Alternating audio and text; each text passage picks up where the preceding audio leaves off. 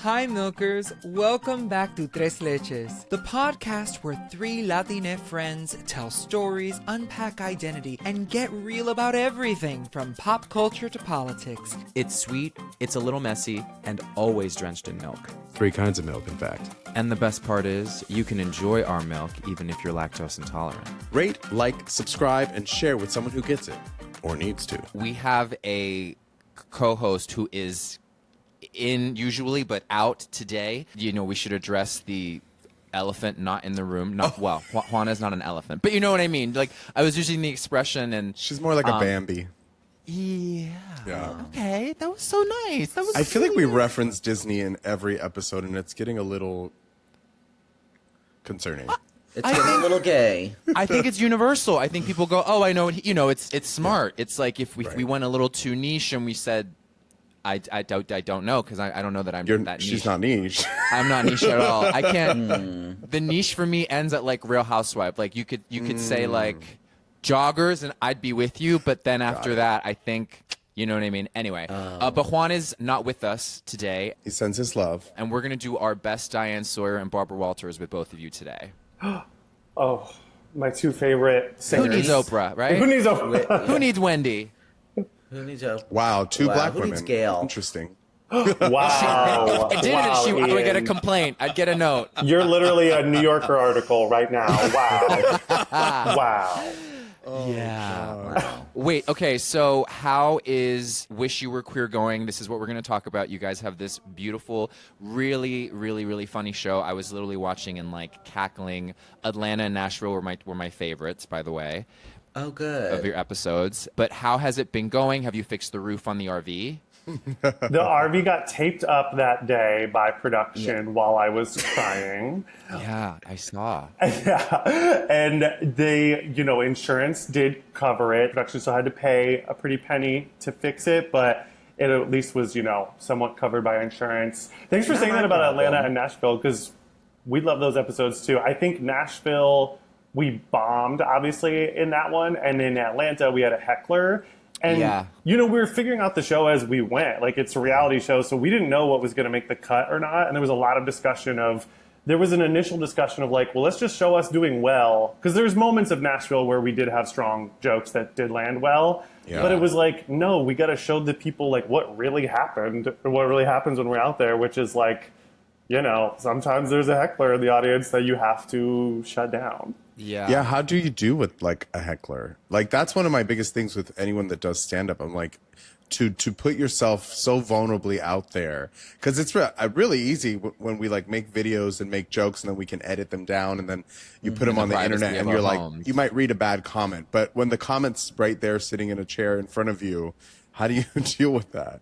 No matter what, that audience member has made the room awkward. Yeah. So you have to call it out. It's going to be awkward no matter what. Yeah. So, and people need to understand the person on the stage is the one with the power. Okay, yeah. You don't have the power. Mm-hmm. So if you are trying to overpower the person on stage, you need to be shut down. Mm-hmm. Yeah. And I'm a people pleaser, so that is very hard for me. I'm up there like, these people paid money to see me, even though they're being disruptive. Like, I don't want to yell at them. I don't want to make them feel bad. But after doing it for a couple of years, I realized, oh no, that is literally the only option. Yeah. I'm not a people pleaser, so I've never had that problem. Yeah, he's not. No. But you got to shut it down or it literally will ruin the show for everyone around you. And like Michael said, if you lose the power up there as the person with the mic, honey, it's over. It is over. Yeah. How long are you guys doing like 15-minuters, 20 or an hour, because it's just the two of you and you're asking people to come, like, what is the length of your show? We do an hour. You do? Okay. Yeah. And that ain't easy. I mean, a tight 10 feel like forever. And are we still talking about comedy? Well, but also, for those that don't know, they have created their own show, their own avenue for themselves. It's called Wish You Were Queer. It's on Out TV, where they basically travel the country to see, it's easy to think you're funny to your friends in New York and LA, but are you funny to those in Ohio or Nashville? And so they're taking on the road like Paris and Nicole would, and it's so reminiscent of that, which I freaking love as a millennial. And it's just really nice to see you guys go into these towns. One of the things I noticed was, you know, in media right now, for the past couple of years, we had a lot of queer people going into towns to make other people better. But I feel like what you guys are doing is that you're using these Making them worse. towns to make you better, to make your jokes better, your you know, just a more well-rounded queer comedian. So I really love that you guys are kind of just like going in and be like, what's going on here? Like, what do we do? You know? Exactly. Thanks for saying that. I feel like. Oh my God, they speak in unison. Yes. Honey, we're It's like those- Flotsam and those- Jetsam over here. Damn it, another 100%. Disney. Every time we do a Disney reference, we need to put some sort of money in the bucket. But then if we did that, we would have no money. You So might get maybe not. sued by Disney. Oh, great. And I'm They could use the good publicity. But- We're queer. They need us. It's Pride. They won't do it now. Maybe they'll wait till Exactly. July. Exactly. No, I hate the concept that gay people have it all figured out. You know, I'm not going to help you remodel your room. I don't know if you have split ends. I don't know how to apply anything. And I like the idea that gay people are a mess. You know, I'm a mess. Yes. Tim's Yes. really a mess. And, you know, I think that we need to have more, you know, I think it's more fun to be a mess. I don't think it's fun, honestly, to see gay people be perfect and helping, you know, other people. Well, you're definitely succeeding at that. I would definitely say Thank both of you. you. That was a joke, but also slightly, you know, kernel of truth, because you're both in a new place. You're doing all those things that are so fun to watch. You're like, wow, these two people are meeting strangers, asking people to like, do you want this pastry? We just made it over here, which was a really funny moment, by the way. You're like, everyone has come in their family. Isn't that what you said, Michael? It is. That's anyway. my signature line.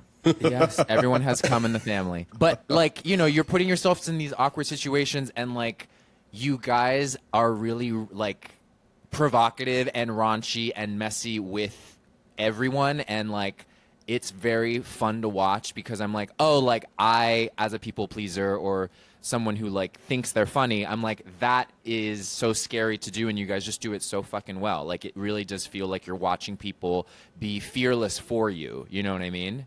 Oh, thanks. I mean, Trixie Mattel helped us with this show, and I remember in like one of the initial meetings, she was like, "Yeah, I don't want to see you guys helping people. I want to see you being your messy selves." And I think there's something kind of true and refreshing about it. Of like, we're breaking this stereotype that there's this like liberal coastal elite thing. Yeah. And it's like, no, you can live in LA or New York and be liberal and be gay and also, like Michael said, wear the same shirt. Wear the same shirt every day over and over again. Yeah.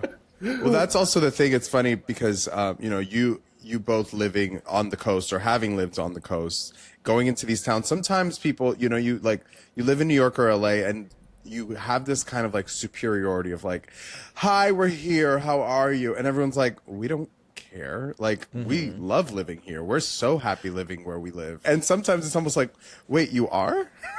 Exactly. Maybe I too would be happy living. Yes. You know? Yes. Did you ever feel that when you were filming? Oh, hell yeah. I want to buy property in Louisville and New Orleans so bad. Yeah. Louisville really turned my pussy out. I really love that city for that reason. We like cities where people like their city, where they're like, yes, San we love Diego it is here. like that too. Love San Diego. People are happy. They're just happy people there. Like, they're happy. I don't know how else to explain it. Yeah, Ian went to Exactly. Pride in San Diego once and texted and was like, everyone's just so happy to be here. Literally, like they're just like, you know, simple Ernestina Simples. They're just a bunch of Ernestina Simples living their life, and like they really are just like content, and they're not on the hamster wheel that can sometimes be the other coastal towns. But Michael and Tim, you guys don't know about that. That's why you're doing this show, because you're showing them what it's not about. Exactly. Kidding. But I actually have a question about just like the way you had to go to these towns. Like, you're obviously from LA, you do comedy in LA. have you had to shift from like, from like episode 1 to when you get to Atlanta or when you got to Nashville? Like, is the set staying the same? Are you noticing like, wow, we kind of have to change, like the learning curve has to shift with the towns? You have to shift with the towns. The people are just different in each city. And the crowd is just different. I mean, in Pensacola, we're performing after a drag brunch. And that crowd is just totally different than, people sitting at cabaret tables in Columbus. When you have to wrangle for people's attention and you realize, okay, you guys don't have the attention span right now for our joke setup. So we just got to say, who here's a bottom? Is Pensacola full of tops? 100%. Yeah, stuff that's going to get their attention and keep it. Right. You have to shift with the crowd and the city, but really you have to shift with the room. Like Michael was saying, a cabaret space in one place is very different than this weekend. We just played the Grand Resort in Fort Lauderdale, which is a nude gay resort. And we were out in the courtyard. Nude? Nude. Ooh. So we're performing stand-up for naked gay men. In jacuzzis. Jacuzzis. And performing for people that are in comfortable seating is actually bad. You don't want to perform for people that are in a relaxed mode. It's very similar to I've done the gay cruise circuit a couple times doing stand up on there, and when people are too drunk and they've had too much time in the sun, it's so hard to wrangle them. And so that's what we kind of like about the shows. We're showing the all different kinds of we could be telling the same jokes or we could be changing the jokes up, but you got to figure out how to make that room laugh with whatever the scenario is. Yeah. Yeah. It just makes you a better comedian. Do you feel like growing up and either getting picked on or whatnot makes it easier to deal with that kind of uncertainty when it comes to being funny? Like you're used to being funny because it's sometimes a coping mechanism. Yeah. So is it don't worry, I know this, or do you turn into a 7-year-old again and you're like, ah? No, I think it totally helped. But, getting bullied and picked on and beaten up has really shaped me as a comedian. Literally, the bruises, the way they had to move and the thing in your head shaped you. Exactly. Imagine you're I actually never got picked on, so why would you assume such a thing? Exactly. Yeah. Trauma. It makes you wittier. And not just us, all queer people, I feel like. If you have ever been on a playground as a kid, you know how to clap back. Yeah. And that's why I feel like we're so good at doing our crowd work together, because we know how to do it. But with that said, no, it doesn't make it emotionally easier. I thought I was going to quit this the first year or so into it. I would always think I think I'm too sensitive to do stand up. But the more you do it, the easier it does get. Of course. Yeah. Is there any sets that you guys have done while you've been on the road that you're I never want to come back here? And is there a place that you're they're always going to give us what we want? Oh, 100%. Ooh, that's a good question. I thought Detroit was hell on earth. Oh. Sorry for anyone that's from Detroit. I think it was the room mostly. People thought they were showing up for drag bingo, and they were showing up for faggot on a stage, just with a microphone. But a different kind of faggot on the stage. But then I think than they were how expecting. fun. I have live entertainment. That kind of thing is always so weird to me because I'm it's free, right? Was that show free or did they pay? They pay, baby. They paid. Well, whatever. Entertainment was being given, and I think that's so interesting when that happened. Okay, sorry to interrupt. Well, women were there and they wanted to yell. I mean, and sorry, but you can't yell when I'm telling my prostate jokes. And the room was also really rough because I felt like we were in a cafeteria. People were we were literally on stage, and then bright lights, and right behind us right in front of us was the kitchen. So it was that also added to the kerfuffle of it. Right. Wow. I had a great time in Detroit. Yes, okay. Tina, it's giving Cher, it's giving Tina. That's part of the craziness of this is literally Michael went up in Detroit, and he's right, it was a cafeteria at 7:30, and it was light outside, and the windows were bringing in daylight into the room. I was watching pedestrians walk by as I was doing my set. And then when he was done, like 30 minutes later, I got on stage and the nightfall had happened. And it was crazy how much it kind of shifted the room. And then by the time Michael came back on stage, I feel like we both did well at the end. But like, it's so wild how the way the room is set up can affect you. I feel like drag and comedy during the day is so much harder to get behind. We're just so used to seeing it at night that it's like, wait, it's like seeing your teacher out in the street for the first time. Yeah. Yes. It's a strange, yeah, that's a good parallel. It's a strange feeling. Phoenix was hell on earth for me. We were in a giant, like 300 something seat comedy room. Yeah. And we were early in this process, so we had not sold anywhere near enough tickets to fill that room. And that was just too cavernous and tough. Watching waiters death stare you because you've wasted their day is That's tough. really rough. That's tough. I love Because it. people aren't buying enough? Is that what you mean? There's just Like, not yeah. enough people to buy anything. Yeah. Yeah. You know, being queer comedians and stuff. Is there anyone, you know, and in the world that we live in today with like Colascola winning a Tony and, you know, Matt and Bowen having their, you know, just taking over the world. Do you have any like queer people that came before you that you're like, oh, that's what I want to be like. I want to embody that. You can say us. Excuse me, we're the same age. I'm Gen Z. I don't know. I'm Gen Alpha, so I'm not even on your internet. I'm on like a whole So different young, internet. I don't even know what are these. Are these? I'm just now learning. I've never heard these terms in my life before. What is? Anyway, okay, go. Sorry. Wanda Sykes has always been huge for me. I just think she's like the funniest person. She's like funny in her bones. Yeah. And she really fucking makes me laugh. And John Early and Kate Berlant were Ooh, yeah. really big. And this person isn't queer, but she's, you know, very much in the community. Naomi Ekperigin is like, know her. she is like so fucking funny. She's on, that like Apple TV show about video games. But she's, if you can ever see her live, she's, to me, is like one of the funniest stand-ups. Okay. Michael? I grew up watching Pee Wee Herman. Oh, have you watched the doc? I watched the doc. I watched it as a kid. My mom would put it on for me as a kid. And Yeah. I remember watching it and being like, something about this is resonating with me. Yeah. Like, just being like a kooky person. And honestly, I grew up watching Rosie O'Donnell's show.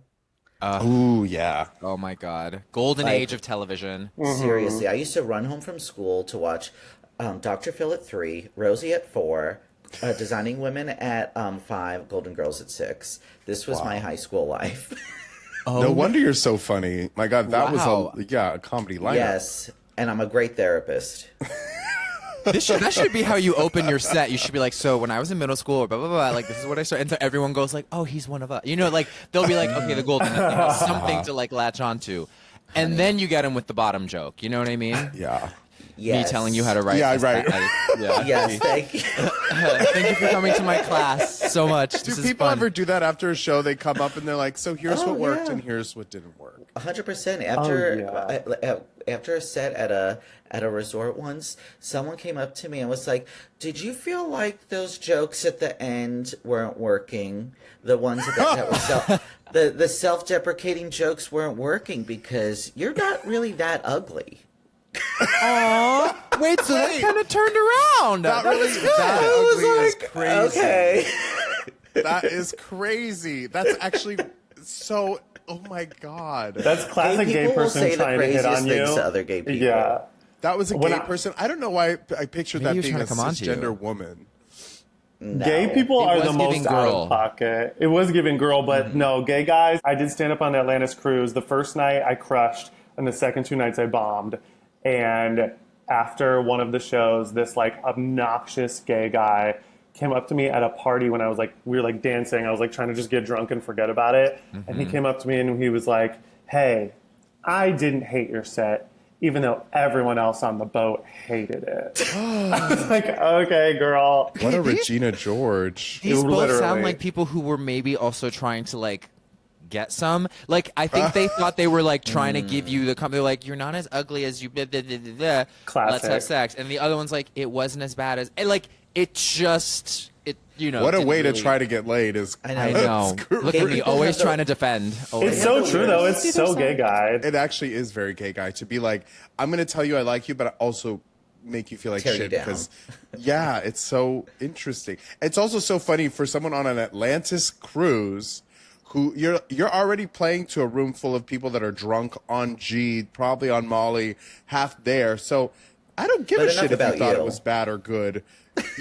I'm just happy that you're alive at this point, Mama. Yeah. You were coherent the whole show. Good for you. Right. Oh my gosh. Wait, I have a question about this is super specific and like whatever, but like Tim, why did your mom move to Ohio? From Long Island? Correct. For the University of Dayton, baby. She had to go to college. Oh, so it was like, and then I just stayed there. She met my had dad in to. college.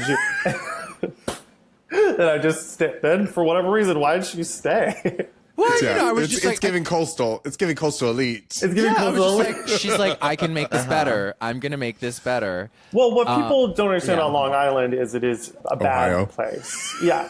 So she was escaping a horrible situation for a better life I see. in Right. Ohio. Long Island is not New York City, mama. Michael, what would you say about that? So she was seeking asylum in Dayton.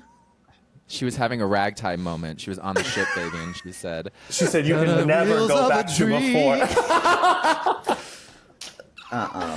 Wait, I have a musical theater question.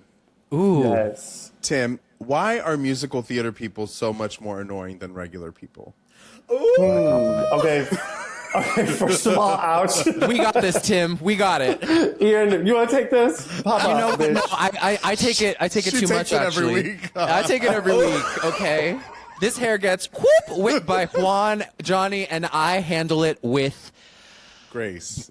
grace, baby. Right. So you, Tim, by all means, explain why we're so. He meant fabulous. Fabulous. I love when people say that. Honestly, I think Trixie Mattel answered this question the best. I think it was on when she's like, people love to shade theater gays by being like, they're so annoying. But then in the same breath, they'll be like, and by the way, when Dorinda said this line on this episode, blah, blah, blah, blah, blah, or I'm getting fucked in the butt tonight, Yeah. and I can't wait to get so much poppers up my fucking nose. And but God forbid you mention Sutton Foster. Or Ernestina Simple again. Justice for Ernestina Simple. Oh Correct. Whatever. I'm over here. We're taking material. We're taking things that you have to license to do in high schools. You don't have to Right. license to do Real Housewives, okay? But Right. no one's complaining Wow. about everyone and a Dorinda into this and a Joggers that and a Nene Leaks this and a love them. Great gals. Sure, Right. they're great. I have a picture with who's Paris Hilton's aunt? Kathy Hilton. No, the No, other one. Kyle Richards. Kim. Kyle Richards. I have a Kyle. picture with her because I thought, oh, like that's that lady. Like she's so cool. This was a long time ago. That's that lady. And like now we're peers. You know what I mean? But That is like, such a gay guy move. Like, wait, I think she's famous. Let's go take a picture with her. yeah, I understood at the time. No, I knew who she was at the time. You know what I mean? okay. But it's just like, oh, cool. Yeah, people are more like work. Okay, Kyle Richards. That's fierce. And I was like, I met Liza. They're like, who? You know what I mean? I'm like, Well, yeah. I mean, I just sent you a picture of me and Audra McDonald. You know, I've met the. did? I've met the. I say this as a theater gay as well. I just think it's. I just sometimes listen to us from the outside looking in talking about ragtime, and I'm like, I wonder if people are like, the fuck are they talking? I'm Cultured. Not a huge, yeah, I don't know the references. I mean, I played the dad in Bye Bye Birdie in high school, and that's a little bit where I max out. that's a great show. Good show. That is a good Yes. show. One of the classics, I'd say. Yeah, and honestly, a gay icon was in that. Paul Lynde. Yes. And I Have was you gonna ever say Anne watched his Margaret, Halloween but yeah. special? His Halloween special is on YouTube. It is insane. Halloween variety It's so special. funny to watch everyone's face be like, Michael, you're gonna have to say Wait, that one more time. Say that one more time.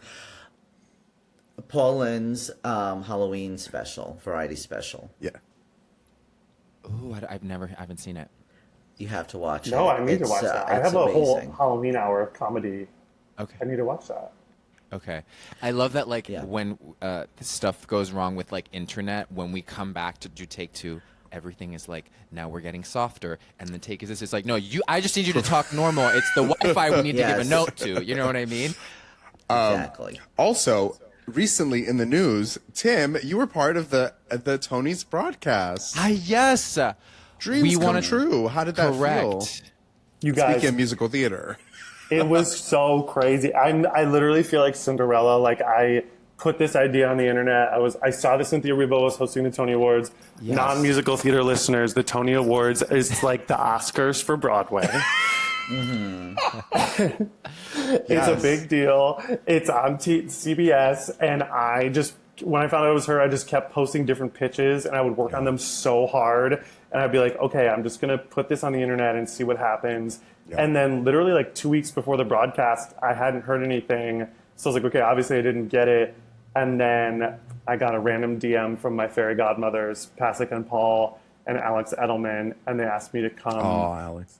consult. He's my new favorite person on the planet. All three of those boys are like, this year has been a crazy year of queer people especially, but just people above me in show business throwing the ladder down and helping me. Yeah. And those boys really, they liked my videos and they did that. And so I got to be on it and I got to consult on it, which my was God. like so crazy cool. Like Oprah, like I was consulting on what Oprah was going to do. Right. Oh my Like, God. This was me. Like, I was like, this is crazy. Like, it was. I want it. That is the fun stuff to know. Like, when we were prepping for this with you guys, my thought was like, did you guys remember seeing Tim's videos where he was like, I think you should do this, and you were campaigning? Yeah. And I was like, I want to know if that was what got you there, or if it was just like, hey, we loved what you did, we're gonna put you on this spot. Like, because I didn't know if I saw you as a writer on it or whatever. Like, I didn't see the credits, right? And so to see that, like, your ideas ended up on screen for the gay Broadway Oscars was so cool. I wasn't a writer on it. I have to make sure that's clear legally. Yes, I was no, not. I was not a writer. A consultant. I was a consultant. There was you were won't in see the my room. name Listen. in the credits. I was in the room. I was on camera talent. Yes. And they also had me consult Got That's it. You were great. like Aaron Burr. You were in the room where it happened. where it happened. Yeah. Which is a yeah. Hamilton reference if you're Thank just you. tuning in. Michael, Hamilton is a musical that's been on Broadway now for 10 years. I think they're also a person. Yes, you're right. And I love that you made them a they. Look at us. We're so good at it today on this Monday. Inclusive. Alexander Hamilton, non-binary queen, non-binary Honey. representation, honey.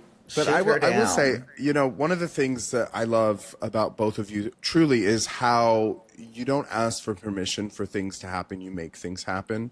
You've been putting comedy out there for so long and seeing, I always call it like direct to consumer because, we don't have the time to like wait for our pitches to get picked up. And luckily, like, yours are now, but we started in a time where it was like, I'm not going to ask permission. I'm just going to put it out there. Me and Ian, both of us have worked with you. And I have to say, there's such a level of professionalism and also such a level of like, I know what the fuck I'm doing. So does that come from, just doing it when you were a kid, or is it just something that you like have learned along the way? For myself, it comes from a place of like never feeling like I had control of anything. So I felt like, I have control over what I'm writing. I have control over YouTube, and I want to take charge, I feel like as gay people, at least for myself, I always felt like I had no agency. So being able to like make my own content made me feel like, okay, I'm the boss. I've never been the boss of anything before, so I'm going to respect that. Yeah, and you're very good at it, I have to say. Thank you. And I take a lot of pride in it. He takes a lot of loads too. And I take pride in that, honey. As you should. Thank you. No Shame away. I always say shame. no Shame no me load away. left behind. Put that on a shirt. That should be your merch. No load left behind. Literally.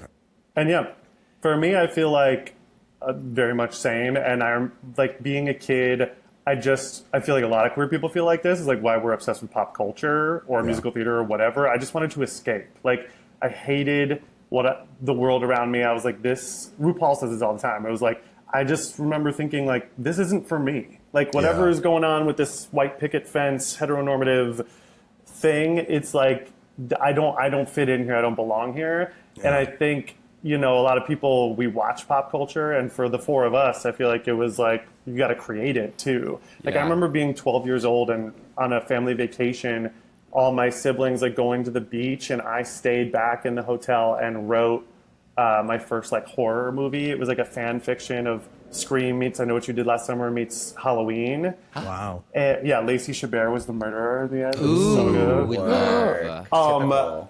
Typical. She'd play me in like the movie if I ever like I don't know. in the Hallmark movie. Yeah, if I went from like he to she, I'd be like Lacey would be the girl like after my surgery. Or what they do on Broadway where it's like what is it called?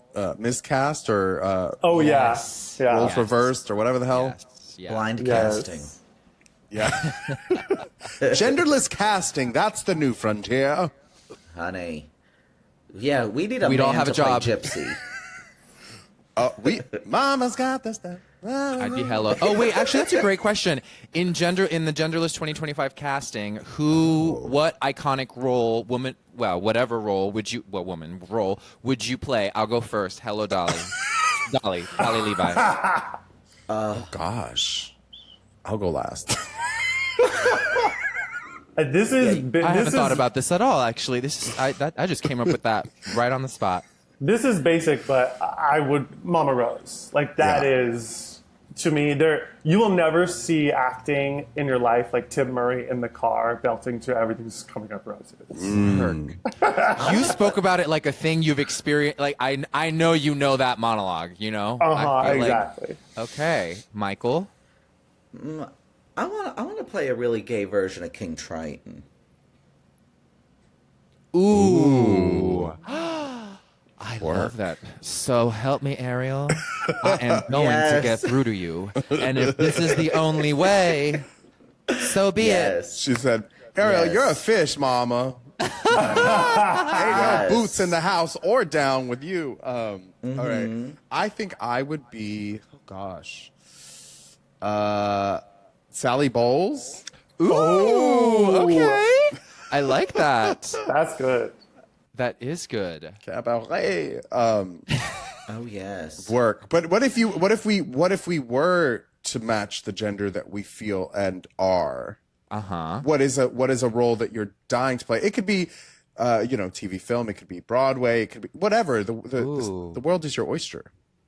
I would love to play Cinderella's prince in Into the Woods. I think I don't know if you guys have ever felt this, but as a gay man, sometimes I find it's way more fun to play the overly machismo, like really, really kind of masculine, almost like satirically done in a way. Like, it's where you're like, are you poking fun? But because I have to live so big in that way and like sell them straight, you know that thing like.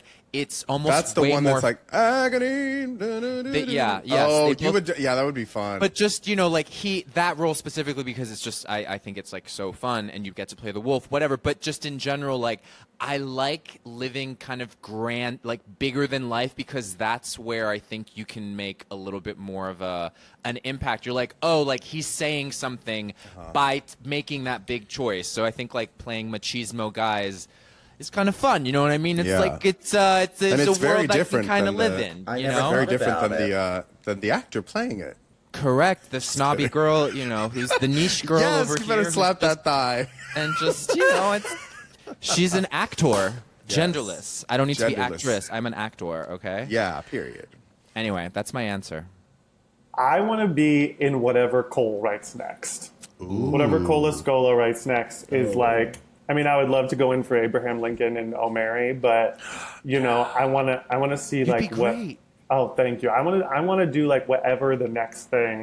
Wait, I just want to be in that person's orbit. Right. Tim, you should be Abe, and Michael, you should be Mary. You'd be a great Mary. I would love that. You'd be a great Mary. The bratty curl on that. you. Honey, it's made for me. I would love to do. That's my dream role. My gosh. Make a phone call.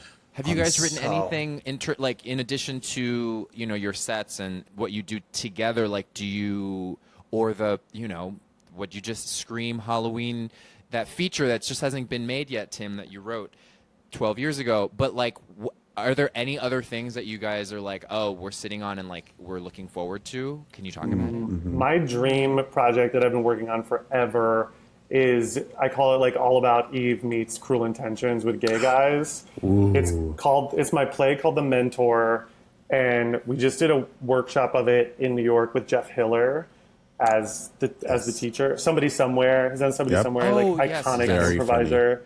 So funny. And Tony nominee Taylor Trench. Oh my God. Yeah, we just did like a mini little reading of it, just like hear it out loud. But I'm so proud of it. I don't want to give too much away in case we do find a theater, but yeah, it's basically like a manipulation game comedy of like who's fucking over who. Is Very queer. And it's very like, you know, the difference between the generations of gay, and the mentor character is sort of like a George Santos type grand liar where you're like, you're not really sure who's telling the truth. And I really want it to have a life somewhere. Yeah. And I'm actually pitching a documentary with this production company all about masculinity and dissecting masculinity. And in the process, I would train to participate in a bodybuilding competition for 6 months. Oh, yes, you've told me about this. Oh my gosh, Yes. I love this that. is like Wait, I love that. This is like my dream project because I feel like my gateway into like comedy and acting and all that is people. I find people very interesting. Yeah. And right now what's happening with men I find very interesting and also tragic. And I have to change this reference for whoever I'm talking to, but you guys will get it. I want to be the alias, like Jennifer Garner. I want to be a spy and, you know, participate in this bodybuilding competition to like see what it's like to be one of these people. And then I see. You'd be doing it under the guise of like, I'm learning about. I see. Exactly. Yes. It's Obsessed with that. it's also very like Kunk on Earth. Have you ever watched her? Love. No. Love. Oh, it's on Kunk Netflix. It's so funny. So funny. So funny, where she's like, it's very Daily Show-ish, where she's like talking to these experts and things. Like we've already filmed some of this, and like learning about the manosphere is really interesting. Like what makes men like tick and think, and like incel culture, and all this is what's leading towards men going bananas right now. Wow. I love that. That Well, I can't sounds wait to really watch both of exciting. those. I know. Tim, if you need an Eve Harrington, I'm ready. If I'd either be like, you know, I said like Dolly Levi would be someone I want to play, but like an Eve Harrington or in the next installment of a Tim Murray play. Yeah. Seems I would also love like to work with you boys. You know, we were talking. You were joking earlier about like being inspired by you, but we have been inspired by you. You guys, I've known you both for so long. Ian, we met doing a web series like so long ago. Oh my God, I watched that web Crazy. series. And Johnny, I remember going up to you at like a party or something and being like, "I love your videos." Like, See, look at us. We're all just doing it. We're just making it happen, you know? making it happen. I mean, you know, we were trashing gay guys a lot on this pod and the way they talk to us, but like then there's like something very special about, you know, these gay friendships that we've had for so long. Yeah. And those are the people I want to work with. Like I want to, you know, I want to do for other people what Alex Edelman and Benj Pasek and Justin Paul and Totally. Trixie have done for me, you know? It's interesting because, you know, I think Issa Rae talks about how a lot of people want to work like up and down. They want to like climb the ladder, but sometimes it's best to work like horizontally, like who's next to you, who's been in I it love with to you, work like who's, horizontally. and it's, I love Yes, to work I mean, horizontally, same. honey. I like I'm working really vertically enjoying too, selling honey. pie today. I'm really just okay. Sorry. I was like, How is she funny. wearing Calvin Klein's? Like at a right Hello. angle, I don't care. No, but Yeah, I think it's super important to do that because it's like, one, it makes the work so much more fun, you know, because you're like, there's some sort of like camaraderie here, and it's like, you know, if I always tried to work with all, you know, I'm trying to think who's like a huge name that it's like Ian Paget. Yeah, if I always tried to work with Ian and not like Ian, you know, McKellen. we have to we have to work together because I feel like sometimes even like in those comedies, like you two, like the way that you're lifting each other up because your pinging ponging is so good. You know what I mean? And being able to do that, you're both rising together, and like it just makes it so much more fun to watch. I'm so done with like being like the only gay guy in the room. Not that I am, but I'm saying like that's kind of how it works a lot of times. There's like, how can we get this one person that's like doing really well right now? And it's like, well, there's so many of us. That's why I love like pitching other people for stuff. You know what I mean? Well, thank God you do, because honestly, I still find it very hard to find gays that support other gays in this industry. Like, I do. I mean, I feel like that's what when you're other content creators, like tons of gay content creators I've had great experiences with.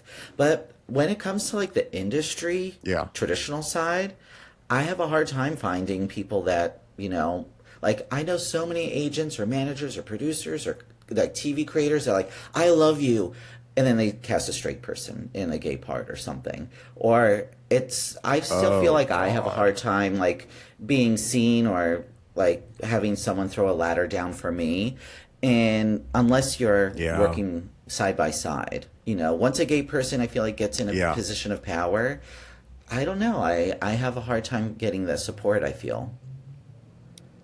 You know what's interesting? I while you're experiencing that, like I'm over here and I look at you and I go, but you're someone who is a ladder to someone else, and you're throwing that, like you're passing it down. And so it's so fascinating how, you know, we can, like with what Johnny's saying, the like always trying to strive to go up this ladder. And it's like, but what you realize is like where like the kingdom of heaven is literally around you. It's like it's here. It's like, what do you have that doesn't always make you feel like you're like seeking or like that your bar gets raised, which it should. Like, and it always does. The goalpost continues to move, like no matter what. Like, and it's so funny because I'll have conversations with people that I'm like I deem are doing better than me in career, and they're like they're telling me stories, and I'm like, oh, yikes! Like.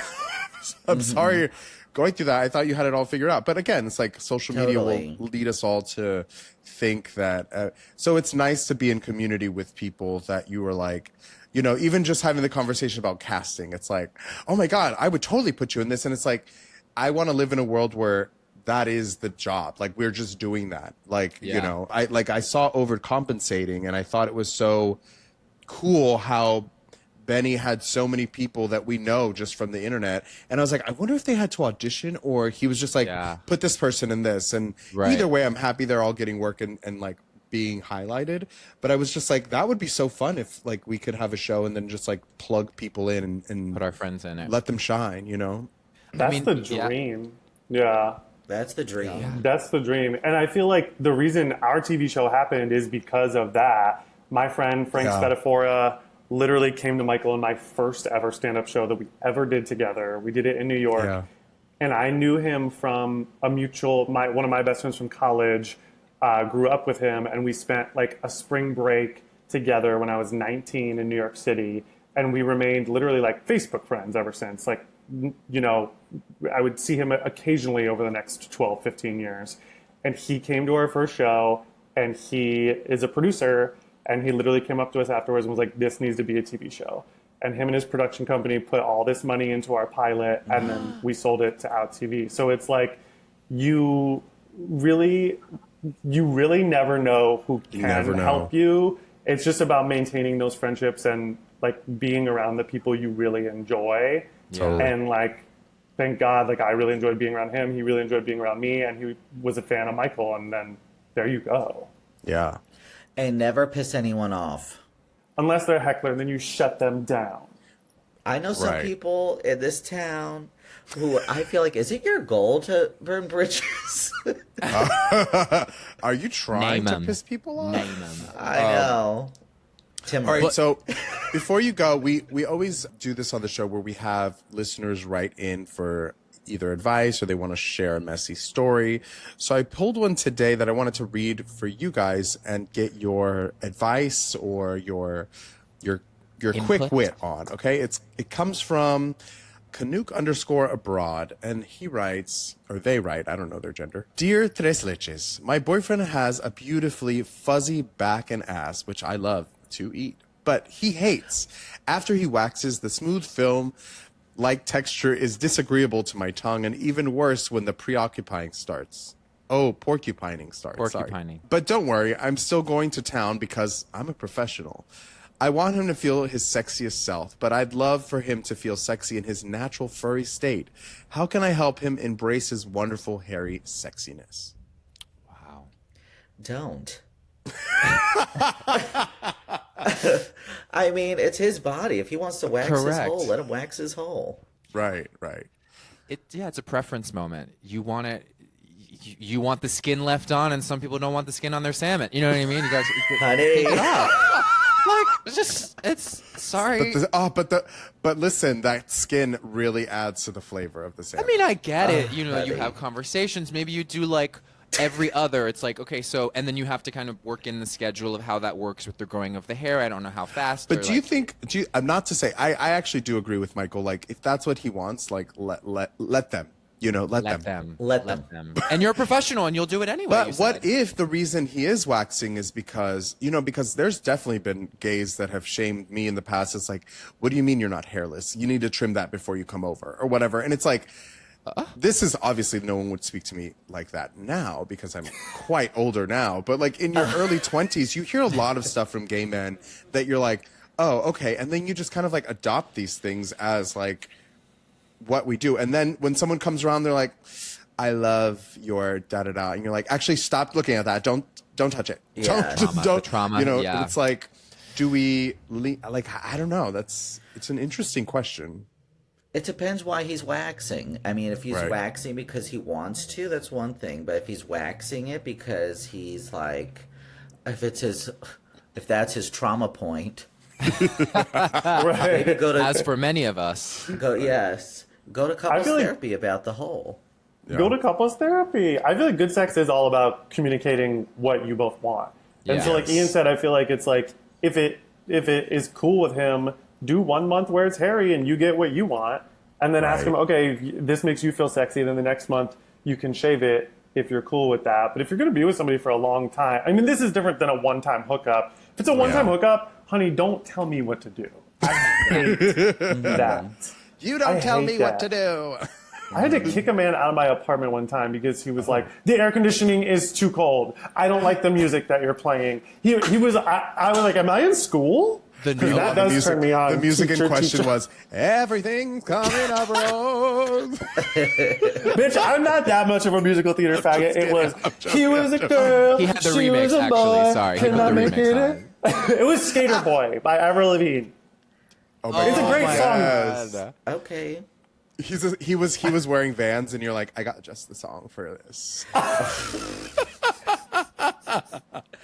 Honestly, that would work on me. I think it also. I've What? never done it to music. Oh, really? He has no rhythm. Silence. I'm like a Miranda. Sorry.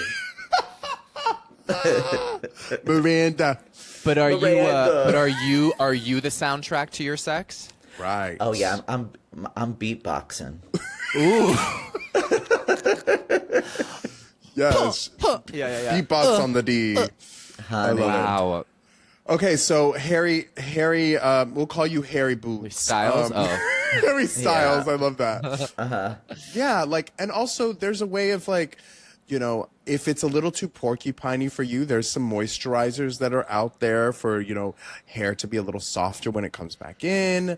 How do we make it a group project when it comes Yeah. to, it's Or you it's not a like, I like this, you like that. It's like, how can we both be happy here? Yeah, it's not Or a glitch. maybe like it's a you feature. don't have to always eat his ass. Do Right. other things too. Go to Dairy Yeah. Queen. Eat something Go else. to Dairy Go to Queen. Dairy Queen. And then a put the Blizzard. ice cream on his ass so it feels like someone's eating it. Yeah. Yes. Maybe if when he's in porcupine state, you put a little bit of like a whipped cream or some sort of something you can get at the Dairy Cream, and then it's like a kiwi. Right. Okay. Or you can clean the kitchen with his hole. Or get a third. It's yeah. Or open come your on. relationship. Be a- Gays, there nor- are be- many options. Yeah, be a normal gay guy and get a third. Join the ranks. Join the troops. Oh my gosh. Out here fighting the good fight. My final question before we leave, I want to ask you Go ahead, both, Barbara. why do you think gay people are just funnier than everyone else? I think we're funnier because we are AI. Okay. Tell me we, more. We are consumers of every Yes. kind of pop culture and people reference. We pick up on everything, you know. Yes. We have a database of things at our disposal. Like you say something, gay guy, that's why gay guys are so quick. We have so much in our brain because we absorb so much. I was gonna say because we're desperate. Yeah. So we're smarter. Little sponges. Honey, I am, what is it, grok? You are what? That's Twitter's Twitter's AI. tool. Oh, Oh my I God. I am Groot. Yeah, you're right. You're right. And not to get too like sentimental, but that also comes from because we were so othered from such a young age, and we've had to kind of be on the defense since we were kids, and noticing that you're different from everyone else, and having to, if you were good at it, or not even, but you know, like having to survive. And like a Tim or me, where I'm sure there's people pleaseriness in all of us in some way, but or however that's manifested for you, Michael, right? You're like, I don't really have that, but like maybe you just, your sense of humor was your way, and that's how you attacked it, and like it comes from this place of like survival mode that ends up being something that we kind of use as our art, like as us as like gay humans, like our art is our gayness. You know what I mean? It's Yeah. actually, it's very beautiful, especially if you can harness it and not let it, like Tim say, like keep you off the stage after a year and you're like, well, this is awkward, I don't know if I can do it. Like if you can keep it going, it ends up being really fulfilling. And that's what's so beautiful about watching you two do Wish You Were Queer. Like watching it, I go, oh my God, like not that I could never, but I just love that like you're both doing it, and it makes me feel so happy and like okay, like happy to be gay. Oh, thank you. That You guys makes me so make us happy happy. to so be gay. sweet. That really makes me do. so happy I'm so- because yeah. that's literally, I mean, we all grew up without, other than maybe some girls in our hometown, but like you grow up without other people sharing your interests. Yeah. So like Yes. you have to be funny if Yeah. you wanted friends in middle school or elementary Yeah. school, because I didn't want to fucking talk about football or, you know, whatever they were talking about. So I was like, okay, I can't relate on this way. I better fucking make them laugh. Yeah, yeah. We become the entertainment from a really young age, and Yes. it's, you know, so I know some people can be like, I don't want to be the entertainer all the time, blah, blah, blah. But also, like, if you're good at it, it's just what a nice feature to have if you're good, you know, if it's worked for you. Yeah. But, Connoisseurs of culture is what we are, darling. And you two are definitely connoisseurs of culture, and I love watching like all the references. And I really do love just the way that you don't change who you are depending on where you're going in city to city. You just match energy. You bring people in, and you know, that the scene specifically with your parents, Tim, when you guys are just like talking about all the gay shit, and they're like, "All right, well, this is just what it is," and that dad's to so me cute. is representation. Yes. You know, Deadly that butt is- gonorrhea. It's not making it comfortable for everyone else. Yeah. It's making them get comfortable with it. Deadly quick. butt gonorrhea. I literally have that on my notes, and I go, LOL. And another favorite of mine is, I haven't touched a cow until I was in my 20s. Ding. And then you touch him. I literally, and that's bold. I was just like, that is comedy right Yes. there. Yes. And on another, I do want to finish on another note. Like what your show is also doing is like for us coastal gays who like, I've never been to Ohio. I've never been to Fayetteville, you know, like I've never been to Nashville, blah, blah, blah. She's but like, it's a Ville, right? You guys, yeah, Vil, you guys, like, you're getting to show off, like, what the culture is there. Like, these stores, the taco place, the patisserie, you know, like, where you guys are going. And it's really sweet to see, because you can get in your own, like, little New York bubble or LA bubble and just be where you are. And so that the show is, like, featuring these businesses, these gay-owned businesses in these places is also amazing. That was the initial pitch for the show. We were going to call it "What's Gay Here," and we were just going to literally. We were like, okay, when we go to these cities, like, let's talk about the bathhouses here and the gay bars and like what gay-owned businesses have restaurants and stuff. And then we realized quickly, like, that is great, but if we want 6 or 7 or 8 seasons of this, that could start to, we need a little bit more. So then we added in, like, the story element of us hopefully getting a stand-up special. But I'm so glad that that still is part of it, because you should be going and vacationing in these cities. They're fucking fun. Like, there is a lot of cool shit to do. Yeah. We'll love it. We love the travel, the comedy, the just Cox. the cocks, The peacocks. We the love natural to laugh. peacocks. Yeah. Oh my God, yes. That was a rugby team, right, or whatever. Basketball. Were they basketball? Oh, sorry. Ball is in hand. Okay, we love you guys. Thank you so much. Thank you so much for having us. We wish you were queer on Out We TV. wish you were queer. Thank you. Out TV We love you guys. Thursdays. Love you guys. Qué rico.